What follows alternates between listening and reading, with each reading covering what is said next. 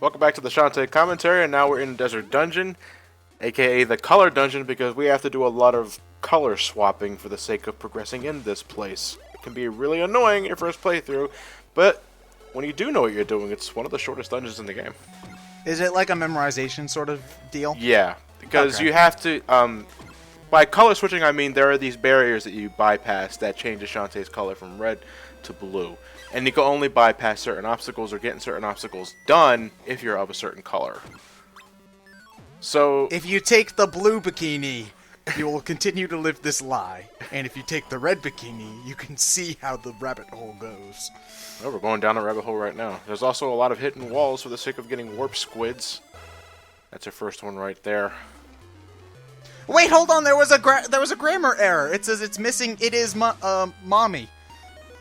It is missing. It is missing its mommy, or what? It says it's missing its mommy, but they use the wrong kind of it's. They use IAT apostrophe s, which is it is. So I think it's missing. It is mommy. Everyone makes that mistake and it pisses me off. I was gonna say the whole color-based thing reminds me of a dungeon in a really somewhat crappy DLC for Dragon Age Origins, where you had to change the color of the world from like blue to red to green, and that would allow you to bypass barriers.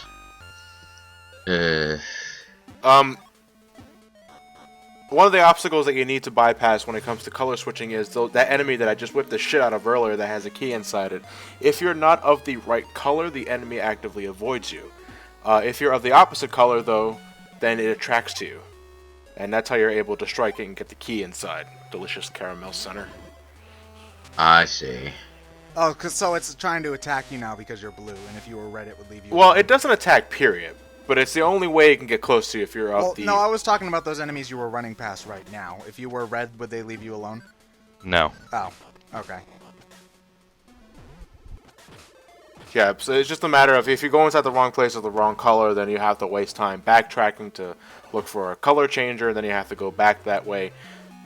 You also have these color blocks that sort of block your way, but there are alternate ways of getting past them, so I don't know why they bother. See, like those blue blocks right there block our way over there, but the color changer's right there. Well, it is a new... Well, the blocks are just being introduced, so I guess they're just trying to introduce the concept to you at this point. I suppose. How did you practice run for this game? Did you just did you do that thing you do where you play through an area beforehand and then replay it right after? Okay. That's how I do all of my games. All right. Unless I really know that game like the back of my hand, then that's generally how I practice. I do it once, and then immediately after I do it again while recording myself. All right. That way it's fresh in my mind. Really, it's only more of a pain in the ass with those longer games that don't have, say, a lot of checkpoints or save points. You pretty much have to do everything in one long run, because I hate ending a recording session in the middle of something. Just doesn't really sit well with me. But that's about as complicated as it gets for this dungeon. After that, it's smooth sailing. And the fact that, Shantae switching colors between red and blue kind of reminds me of the Color Dungeon in Link's Awakening DX. The exclusive Color Dungeon that you can only play on the Game Boy Color. Where they try to make color a gameplay mechanic because, yeah. Oh my god, Game Boy Color? More like, oh my god, color. We have all of... How many colors could the color Game Boy Color pull off at once? I think it could do at least as much as the NES could. I think more. Yeah. I think just slightly more than the NES. Because looking at the color palette of this game right now, I don't think you can get this on the NES. Well, I know that like the NES doesn't have like a pure yellow or anything like that, or at least I'm pretty sure. Hold on, I need to... I'm sorry, the elephant's jump just looks so funny. Yeah, but this is our new transformation. The elephant, good for dashing, and it can also break objects with that dash. And that's how we progress with the rest of the dungeon, by now using that elephant transformation. Hey, but see, this is what I was getting at earlier there. It's like, now you have to manually switch out of the elephant, then do another dance to go back to the monkey, and repeat ad nauseum for more and more transformations. Luckily, none of the animal transformation sequences are as... They don't get very long. I think it stays to like 2 or 3 button sequences. But then, like, when you have to learn warp dances or special dances that have special properties, those are like 5 or 6 button presses. So not only is it more difficult to memorize, it's just more of a pain in the ass to do.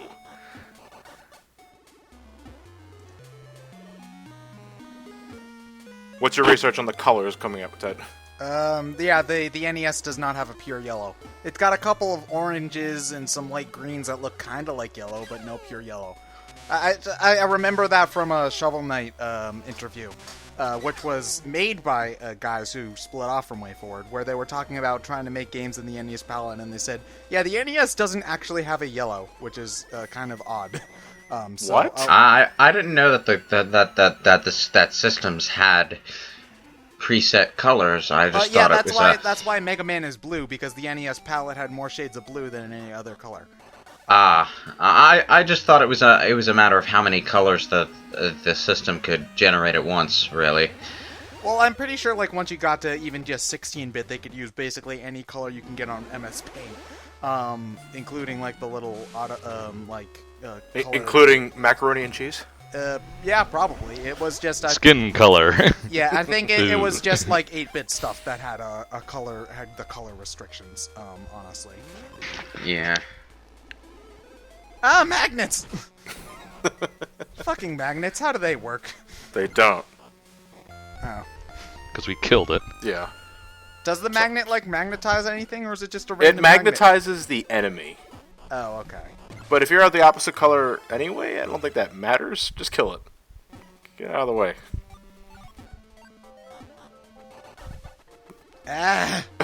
Phone. You think you put that on vibrate by now? It's not. It's my house phone. Hold on. Your house phone has a ringtone? A lot of the time, I could swear that instead of looking where she's going, Shantae is looking at the screen. What do you mean? As in when she's dancing? As in like when she's running or when she's crawling, or it just looks like Shantae is like.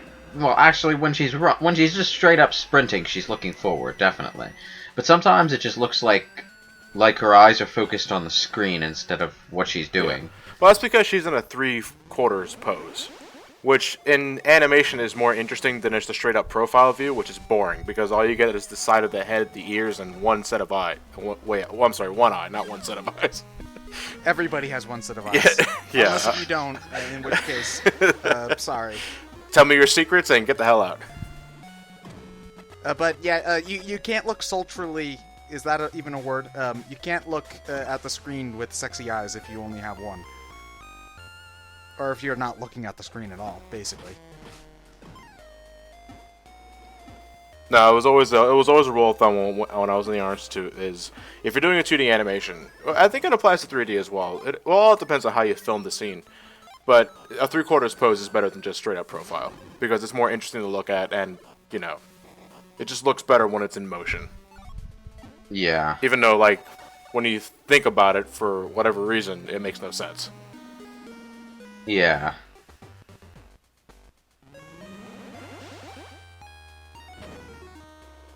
Yeah, we're about to tail end here, though, because really, the only reason why I'm taking these pathways is so I can get the warp squids, too. I get you. Once you get the elephant transformation, there's nothing stopping you from going to the barricades that you can bust down with the charge attack and go straight for the boss. And going to the boss, yeah. Yeah. The biggest challenge, actually, is the dungeon itself, because as you'll see when we get to the boss is a fucking joke. An absolute joke. It's one of those hard dungeons but easy bosses sort of scenario, like Mega Man and Base. Oof. I'm doing that game, right? Yeah. Why did I ask? Eventually. Take your time. I will. I think I'll do X5 first. Maybe X6. Yeah, I'd rather do X5 first. X5 before what? Sorry, I wasn't paying attention. Mega Man and Base. Base. Oh. Ugh. How many would... Yeah, see? It is Mommy. Yeah, it is Mommy. Everyone makes that mistake. I don't. It bothers me so much, I always make sure. Like, I've gotten into the habit of reading its apostrophe S version as just it is in my brain. Because of how much that bothers me. That is a really small space to stand on. Please don't tell me we're I going don't to think that was elephant intentional, here. but That's not intentional, but I know I can do that, so I do it anyway. Oh, you're supposed to come out the other side. No, you're Yeah. supposed to ride that chain platform down to that certain level, but I know I can do that, so I do it anyway. It's just Saves you've got time. the elephant standing on by a pixel. It's a good thing I'm a video game, otherwise it makes no fucking sense. Yeah. Yeah, turning into the elephant is completely illogical, but having the elephant stand on by the edge of its feet is just... That's where I draw the line. That's nothing new, though. I mean, take any 8-bit Mega Man game, for example. Mega Man could be at the very tippy-toe of an edge. Well, he's a robot, which, you know, I guess would probably be pretty heavy because he's made out of metal, but it's just funnier with an elephant. As long as that tippy-toe is on that edge, he can't fall off. Well, the elephant is significantly wider than Mega Man. But would the elephant make it easier to platform on some of those things? No, because your jump is gimped. Well, it's easier to land on stuff because your standing position's bigger. Yeah, you do have a wider hitbox, but your jump is stiff. I'd rather have more fluid mid-air controls, because Shantae, when it comes to just mid-air controls, is pretty good. Yeah, she doesn't have the Belmont strut, she doesn't have the Belmont jump, thankfully. She does have Sonic 4 Episode 1 syndrome, though. Yeah, if you let go of the D-pad in mid-air, she drops. Oh well, a lot of 2D platformers have that. It's only actually a thing. It's only actually a thing that people complain about in Sonic because of the way speed and momentum are supposed to be part of the gameplay. Yeah, basically, it's like you never really need to use momentum for platforming in this, so it's not an issue. Yeah. It's just an instance of the game being designed around its controls, or vice versa. Mm-hmm. Well, that's 2 elemental relics that Risky takes her sweet fucking time to grab, and before she can, it's too late. For now, it's boss battle time. What is it with Nintendo bosses and having giant moving hands that are like disembodied? And are they flicker? Oh, are there 2 hands that just flicker? Yeah, they both flicker. Why do they flicker? I don't know. I guess they're supposed to be like ghost hands. I guess, but it's a large physical object. I don't see why. It Well, needs to Flicker was at the time basically the closest thing to transparency you could get. I guess. so that was a boss, quote Yeah, unquote. that was a boss. In case I need to explain myself anyway, yeah, it has a gem on its head. You hit that gem with your hair for a few seconds, and then it disappears. After that, you have to transform into the elephant, ride one of its hands, and ram the fuck out of its head. And then it'll expose the gem again, and then you whip it with your hair. All good and done. Real easy stuff. It said it's east of Watertown, so why don't you just warp to Watertown? Look at her face while she's jumping. Is she looking forward or is she looking at the camera? Or is that her eyelash? I can't tell. Well, she's got her head slightly tilted, so she could be doing both. So our next destination is east of Watertown. Teddy bring a very good question. Why the hell I just don't warp to Watertown? But we can now get a few things that are before Watertown. Collection stuff. Now that we have the elephant transformation. Okay. Well, then it is forgiven, I guess. Maybe a little bit. Now we're back in the first town. I think I'm going to. Oh, you're gonna. Oh no, put the warps- I'm delivering the warp squids to the first town. Even so I have a though warp is one this here. not where you're supposed to put these warp squids? You can put warp squids anywhere. Okay. Yeah, you see the warp squid in this case is obviously blue, but I'm giving her the Orange the ones. desert, the orange ones, which stick out. Okay, you're supposed to use these at the. You're supposed to, quote unquote, use them at the desert town, right? That is my baby, right? It's so hard to tell.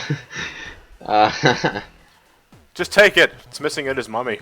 So when do you quote unquote, when do you get the ones that are supposed to be for Scuttletown? Let me see. Well, it's blue, right? Yeah, I blue. think the blue ones I already got in the water dungeon. Oh, so you're supposed to use the ones for the water dungeon in the first town in the. guess. Thematically? Yeah, I guess. And now we're jump cutting back to the forest, past the Scarecrow Fields. You guys don't need to see that anymore. No, I guess for one last time. There's one more thing to get in the Scarecrow Fields, but that's not until later. So these tree stumps, you can use your elephant dash to break them. Not entirely obvious. I wouldn't think to do that, to be honest. Maybe if they had like a crack on them or something, I guess Yeah. it would be a little bit more obvious that they were breakable. And why didn't you go down there? Because it's a shortcut to this area. Okay. Well, it's just like when you see a giant tree stump, you don't think ram it with an elephant. You think like get an axe or something, or burn it maybe. Elephants and trees aren't something that generally appear together in your mind. There's no association there. That would make for an interesting board meeting. Hmm. So you got a tree stump here. What if do you think you do with it? Chop with an axe? Burn it? Ram it with an elephant? Good suggestion, Jimmy. You get a promotion. Was that another shortcut? Yes, that is the tree stump that connects the other tree stump that I broke previously. Oh, I see. Wait, do you need to break both before you can use it? Yes. Yeah. Otherwise, the ladder doesn't go anywhere. Oh. But you can go in this room anytime you want to. You just have to go the long way, right? Yeah, you have to backtrack through it. Oh, but you need the monkey to do anything here, though. Exactly. Okay. I mean, there is this tree stump here that curves to the right that you can climb, and you do have these other platforms here, but I think you need the monkey in order to get a specific ability. Yeah, because we're actually going after the monkey claw now. That you need the elephant transformation as well for, because there's another damn tree stump in the way. So I guess you could say that it might stump the players how to break them, huh? Eh? Eh? Eh? Ha. Ha. Ha. That never gets old. A little detail I do like. All of the permanent upgrades you can get from the store are added to Shantae's model there on the pause screen. Oh, on the pause screen, not in the in-game itself. No, not the in-game itself. That would have been nice, but that would have been a hell of a lot more sprite work to do. Well, you'd have to redraw pretty much. It's not Everything. like it's. You have to well, it's redraw not like, everything. Sonic Adventure 2, where you can just sort of plop it on the model and you get hilarious cutscene clipping. It's you would have to redraw every single animation for each thing you got. No, That was an interesting outro. Well, I'm warping back to Scuttletown. I think I'm warping back to the Watertown now. Really? Because to me it looked like you just danced the video away.